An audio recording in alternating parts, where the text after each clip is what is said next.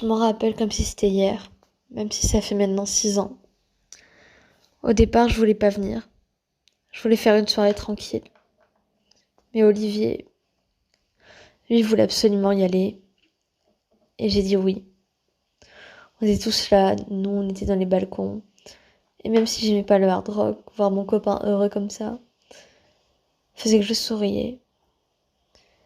Et là, j'entends des bruits. Lui ne regarde pas, mais moi, je regarde.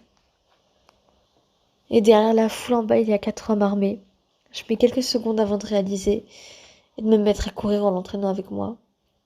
Alors que là, il tient en rafale comme ça. Il y a tout le monde qui court, qui crie, qui se jette par terre. Il y a un grand mouvement de foule. Et de là commence le calvaire. Je me souviens quand on courait, il y en a qui sont tombés par terre. On avait tellement peur qu'on leur marchait dessus. C'était tellement terrifiant qu'on pouvait pas se soucier des autres. On s'enferme dans les toilettes. On n'est pas les seuls. La première chose qu'on fait, c'est qu'on envoie des messages à la famille, aux proches. On appelle la police, puis on se tait. On veut pas qu'ils nous entendent. On est là, blottis l'un contre l'autre, et on se dit qu'on va mourir. Le temps est long, très long, et on les entend marcher. À un moment, il y en a un qui rentre, pète les portes. Il nous sort tous, nous et une dizaine d'autres personnes, et il nous ramène dans la grande salle. Ils nous font nous asseoir et personne ne parle. On n'ose pas lever les yeux, et je me rappelle de cette vision d'horreur, des corps et du sang comme ça par terre. Je me dis peut-être que si je me fais toute petite, ils me remarqueront pas, ils me tueront pas. Il y en a un qui marche comme ça devant nous, et les autres tiraient sur tous ceux qui essayaient de s'éclipser en rampant sur le sol. Et là, Olivier se lève, il leur dit quelque chose comme ils ne gagneront pas ou ce n'est pas fini. Il n'a même pas fini de parler. Il y en a un qui tire. Et lui, il s'écroule par terre.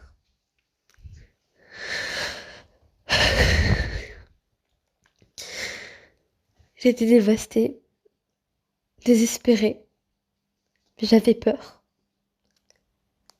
Je n'ai même pas crié. J'ai juste pleuré en silence, en me recroquevillant, pour ne plus les voir, pour plus voir son corps sans vie et son sang mélangé à celui des autres.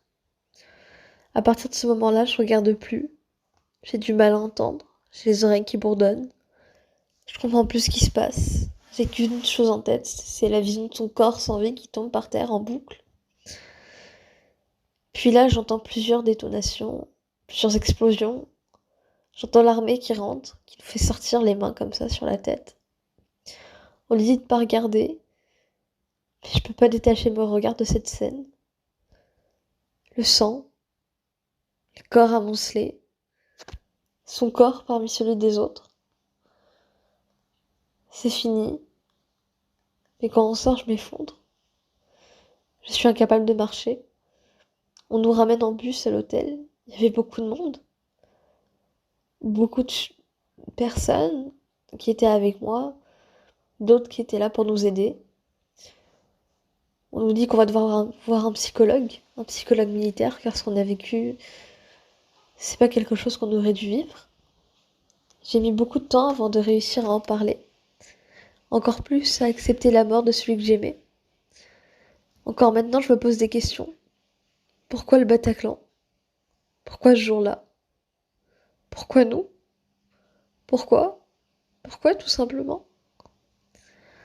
Encore aujourd'hui, je me dis, si j'avais insisté pour rester à la maison, Olivier serait toujours en vie, et je me sens responsable de sa mort. Même si on a cessé de me répéter que j'y étais pour rien, que c'était pas ma faute. Je me dis que si j'avais insisté, on n'y serait pas allé, et on n'en serait pas là.